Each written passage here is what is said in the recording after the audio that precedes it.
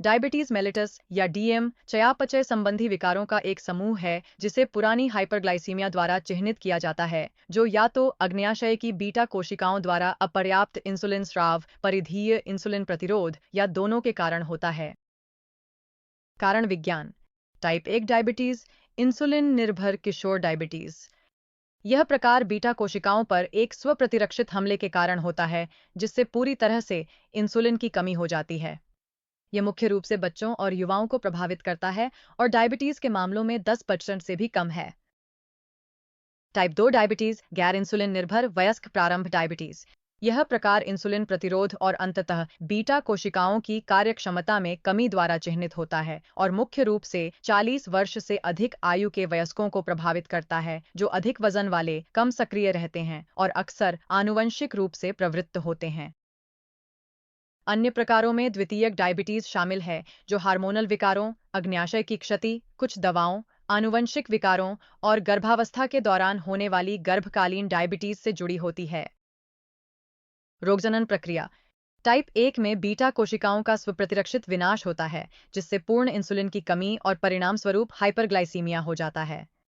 Type 2 की रोगजनन प्रक्रिया में परिधीय प्रतिरोध और ग्लूकोज उपयोग में कमी शामिल है, जिसके परिणामस्वरूप रक्त में ग्लूकोज का स्तर बढ़ जाता है। लक्षण। डायबिटीज के लक्षणों में भूख बढ़ना, पॉलीफेजिया, बार बार पेशाब आना, पॉलीयूरिया, प्यास बढ़ना, पॉलीडिप्सिया, वजन कम होना, सामान्य कमजोरी और थकान शामिल हैं। अन्य लक्षणों में अक्सर धुंधली दृष्टि, घावों का धीरे धीरे भरना, संक्रमणों में वृद्धि और डायबिटिक न्यूरोपैथी शामिल होती है। जटिलताएं। तीव्र जटिलताएं मुख्य रूप से उन लोगों को प्रभावित करती हैं जिनकी डायबिटीज का नियंत्रण ठीक से नहीं होता, जैसे टाइप 1 में डायबिटिक कीटोएसिडोसिस (डीकेए) और टाइप 2 में हाइपरोस्मोलर हाइपरग्लाइसेमिक नॉनकीटोटिक सिंड्रोम (एचएचएस). दीर्घकालिक जटिलताओं में कोरोनरी आर्टरी डिजीज और स्ट्रोक जैसी मैक्रोवेस्कुलर समस्याएं, डायबिटिक रेटिनोपैथी, नेफ्रोपैथी और न्यूरोपैथी जैसी माइक्रोवेस्कुलर जटिलताएं और अन्य समस्याएं जैसे डायबिटिक फुट अल्सर और घावों का ठीक से न भरना शामिल हो सकते हैं। प्रबंधन।